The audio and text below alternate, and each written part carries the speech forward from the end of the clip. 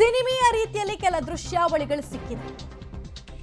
ಖದೀಮರನ್ನ ಹೇಗಾದ್ರೂ ಮಾಡಿ ತಡಿಬೇಕು ಅಂತ ಸಿಬ್ಬಂದಿಗಳು ಕೈ ಸಿಕ್ಕಿದ್ರಲ್ಲಿ ಹೊಡೆಯೋದಕ್ಕೆ ಸ್ಟಾರ್ಟ್ ಮಾಡ್ತಾರೆ. ಕಲ್ಲುಗಳಿರುತ್ತೆ ರೋಡಲ್ಲಿ, ಆ ಕಲ್ಲನ್ನ ತೂರೋದ್ರ ಮೂಲಕ ಅವ್ರನ್ನ ನಿಲ್ಸೋದಕ್ಕಾಗತ್ತ ಅಂತ ಪ್ರಯತ್ನ ಪಡ್ತಾರೆ. ಬಟ್ ಸಾಧ್ಯ ಆಗಲ್ಲ. ಈ ವಿಜುವಲ್ಸ್ ಏನ್ ನೋಡ್ತಾ ಇದ್ದೀರಾ, ಇದು 2 ಗಂಟೆ 6 ನಿಮಿಷಕ್ಕೆ ಖದೀಮರು ದರೋಡೆಕೋರರು ಅಂಗಡಿಗೆ ನುಗ್ಗಿ ಜಸ್ಟ್ ಒಂದು 2-3 ನಿಮಿಷ ಆಗಿರುತ್ತಷ್ಟೇ. 2:08ಕ್ಕೆ ಅವರು ಆಲ್ಮೋಸ್ಟ್ ಎಕ್ಸಿಟ್ ಆಗಿರ್ತಾರೆ. ಸೊ ಅದಕ್ಕೂ ಮುಂಚೆ 70 ಉಂಗುರಗಳನ್ನು ನೋಡ್ತಾ ಇದ್ದ ಹಾಗೆ ಆತ ತಗೊಳ್ಳುವಂತಹ ಸಂದರ್ಭ. ಮತ್ತಿದ್ರಲ್ಲೇನು ಆ ಥರ ಇಲ್ಲ, ಅವನಿಗೆ ಯಾವುದೇ ಎಮರ್ಜೆನ್ಸಿ ಇಲ್ಲ. ಅಲ್ಲಿ ಒಂದೊಂದೇ ಟ್ರೇಗಳನ್ನು ತಗೊಳ್ತಾನೆ. ಒಂದೊಂದೇ ಟ್ರೇಗಳನ್ನು ತಗೊಂಡು ಒಂದು ಟ್ರೇನ್ ಪೂರ್ತಿ ಖಾಲಿ ಮಾಡಿದ ನಂತರ ಇನ್ನೊಂದು ಟ್ರೇ ಕಡೆ ಗಮನ ಹೋಗುತ್ತೆ. ಇದೆಲ್ಲದರ ಲೆಕ್ಕ ಕೂಡ ಪೊಲೀಸರಿಗೆ ಚಿನ್ನದ ಅಂಗಡಿ ಮಾಲೀಕರು ಕೊಟ್ಟಿದ್ದಾರೆ, ಎಷ್ಟೆಷ್ಟಿತ್ತು, ಎಷ್ಟೆಷ್ಟು ಬೆಲೆ ಬಾಳ್ತಿತ್ತು ಅಂತ. ರಾಬರಿ ನಡೆದಿದ್ದು ಜಸ್ಟ್ 4 ನಿಮಿಷ, ಹೊರಗೆ ಹೊಂಚು ಹಾಕಿದ್ದು ಜಸ್ಟ್ 3 ನಿಮಿಷ. ಒಟ್ಟು 10 ನಿಮಿಷಗಳಲ್ಲಿ 10 ಕೋಟಿಯಷ್ಟು ದರೋಡೆ ಆಗಿದೆ. 10 ನಿಮಿಷದ ಅವ್ರ ಲೆಕ್ಕದ ಪ್ರಕಾರ ಶ್ರಮ, ಬಟ್ ನಮ್ಮ ಲೆಕ್ಕದ ಪ್ರಕಾರ ಷಡ್ಯಂತ್ರ. ಕೇವಲ 4 ನಿಮಿಷದಲ್ಲಿ 8 ಕೆಜಿ ಚಿನ್ನವನ್ನ ದರೋಡೆ ಮಾಡಿದಂತಹ ಗ್ರೇಟ್ ರಾಬರಿಯ ಡೀಟೇಲ್ಸ್ ಇದೆ. ಚಿನ್ನದ ಅಂಗಡಿಯಲ್ಲಿ ರಾಬರಿ ನಡೆದಿದ್ದು, ಒಳಗೆ ಬಂದು ಅವ್ರ ಕೆಲಸ ಕಾರ್ಯಗಳನ್ನ ಅಂದ್ರೆ ಬರೀ ದರೋಡೆ ಮಾಡಿ ಎಲ್ಲರನ್ನ ಹೆದರಿಸೋದಕ್ಕೆ ತಗೊಂಡ ಟೈಮು 4 ನಿಮಿಷ. ಹೊರಗಡೆ ಒಂದು 3 ನಿಮಿಷ ಹೊಂಚು ಹಾಕ್ತಾ ಕೂತಿದ್ರು. ಈಗ ಎಂಟ್ರಿ ಕೊಡಬಹುದಾ, ಸಿಬ್ಬಂದಿಗಳು ಕಡಿಮೆ ಇದ್ದಾರಾ, ಊಟದ ಟೈಮ, ಆಲ್ ಓಕೆನಾ ಅಂತೆಲ್ಲ ನೋಡಿಕೊಂಡು ಒಳಗೆ ನುಗ್ಗಿದ್ದಾರೆ.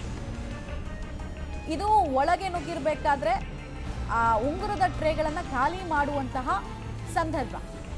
ಡೀಟೇಲ್ಸ್ ಕೊಡ್ತಾರೆ KP ನಾಗರಾಜ್ ನೇರ ಸಂಪರ್ಕದಲ್ಲಿ. KP ನಾಗರಾಜ್, ಒಂದೊಂದು ದೃಶ್ಯಾವಳಿಗಳಲ್ಲೂ ಕೂಡ ಕೂದಲೆಳೆ ಅಂತರದಲ್ಲಿ ಜನರ ಜೀವ ಉಳಿದಿದೆ ಅನ್ನೋದು ಗೊತ್ತಾಗ್ತಾ ಇದೆ. ಇದೇ ದೃಶ್ಯಾವಳಿಗಳಲ್ಲಿ ಫಸ್ಟ್ ನಾವು ನೋಡಿದಾಗ ಒಂದು 3 ಜನ ಹುಡುಗಿಯರಿಗೆ ಹಿಂದೆ ಏನಾಗ್ತಿದೆ ಅನ್ನೋ ಅರಿವೇ ಇರಲ್ಲ. ಸಾರ್ವಜನಿಕರಿಗೆ ಆಬ್ಸೆನ್ಸ್ ಆಫ್ ಮೈಂಡು ಎಷ್ಟು ಅಪಾಯಕಾರಿ ಅನ್ನೋದು ಕೂಡ ಕಾಣಿಸುತ್ತೆ. ಆಮೇಲೆ ಅವನೇ ಬಂದು ಗನ್ ತೋರಿಸಿ ಹಿಂದಕ್ಕೆ ತಳ್ಳೋದು.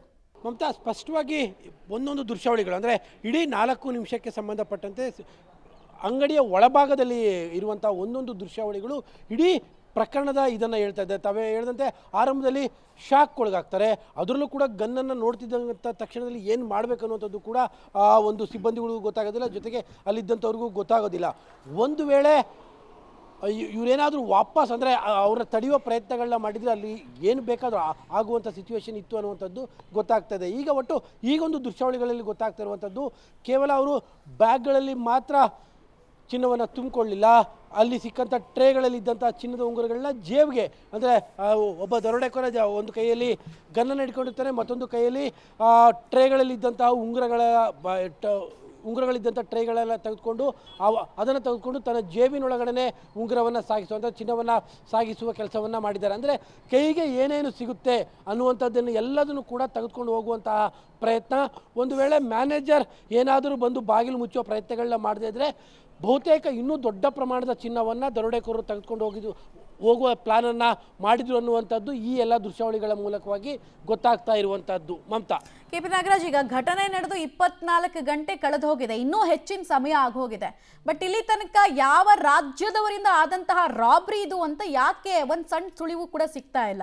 ಇನ್ವೆಸ್ಟಿಗೇಷನ್ ಏನು ಚಾಲೆಂಜಸ್ ಎದುರಾಗಿದೆ ಪೊಲೀಸರಿಗೆ ಅಂತ? ಪೊಲೀಸರು 5 ಟೀಮ್ಗಳ ಮೂಲಕವಾಗಿ ಇನ್ವೆಸ್ಟಿಗೇಷನ್ ಮಾಡ್ತಾ ಇದ್ದಾರೆ. ಅಂದರೆ ಈಗ ಸದ್ಯಕ್ಕಿರುವಂತಹ ಒಂದು ದೊಡ್ಡ ಕ್ಲೂ ಮತ್ತು ಸಮಾಧಾನ ಏನು ಅಂತಂದರೆ ಅವರ ಮುಖಚರ್ಯೆಗಳು ಗೊತ್ತಾಗಿರುವಂಥ ಹಿನ್ನೆಲೆಯಲ್ಲಿ ಅವುಗಳನ್ನು ಆಧರಿಸಿ ಈಗ ಪೊಲೀಸರು ಹೊರ ರಾಜ್ಯಕ್ಕೂ ಕೂಡ ತೆರಳಿರುವಂಥದ್ದು. ಯಾಕೆಂದರೆ ಹುಣಸೂರಿನ ಭಾಗ ಏನಿದೆ, ಅಂದರೆ ಮೈಸೂರಿನ ಭಾಗ ಏನಿದೆ, ಅದು ಕೇರಳಕ್ಕೂ ಕೂಡ ಅಟ್ಯಾಚ್ ಆಗಿರುವಂಥ ಹಿನ್ನೆಲೆಯಲ್ಲಿ ಕೇರಳಕ್ಕೆ ಏನಾದರೂ ತೆರಳಿದ್ದಾರಾ ಅನ್ನುವಂತಹದ್ದು ಹಿನ್ನೆಲೆಯಲ್ಲಿ ಹಿನ್ನೆಲೆಯಲ್ಲೂ ಕೂಡ ಪೊಲೀಸರ ತನಿಖೆಯು ಆರಂಭವಾಗಿದೆ. ಸದ್ಯಕ್ಕೆ CCTV ಫುಟೇಜಲ್ಲಿ ಕಾಣ್ತಾ ಇರುವಂಥ ಮುಖಗಳನ್ನು ಆಧರಿಸಿ ಪೊಲೀಸರು ಹುಡುಕಾಟವನ್ನು ನಡೆಸ್ತಾ ಇದ್ದಾರೆ.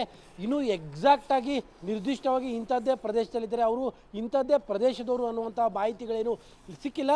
ಪೊಲೀಸರ ಇನ್ವೆಸ್ಟಿಗೇಷನ್ ಸಾಗ್ತಾ ಇದೆ. ಮಮತಾ.